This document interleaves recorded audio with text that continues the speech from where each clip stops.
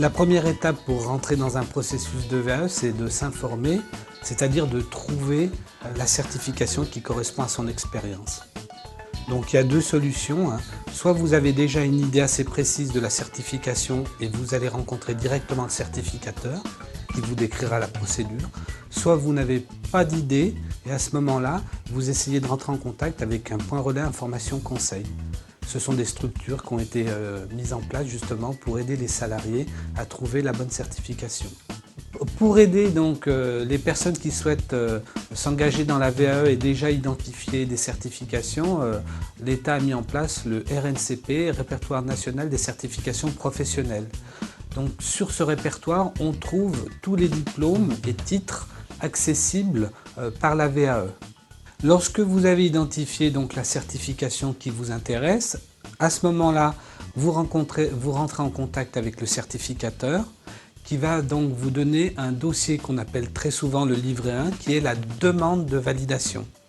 Donc vous allez compléter ce livret, ce qui va permettre ensuite au certificateur de vous confirmer ou non votre entrée dans le processus et la pertinence du choix du diplôme. C'est ce qu'on appelle la recevabilité.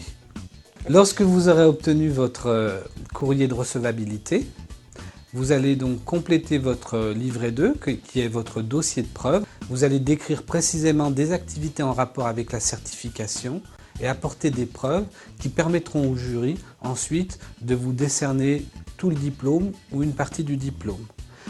Pour faire ce dossier de preuve, la plupart du temps, les certificateurs vont vous proposer un accompagnement qu'il est quand même souhaitable de prendre. Lorsque vous avez terminé la constitution de votre dossier de preuve, vous allez être reçu donc soit un entretien par un jury composé de professionnels et d'enseignants, soit éventuellement vous allez être convoqué pour une mise en situation professionnelle.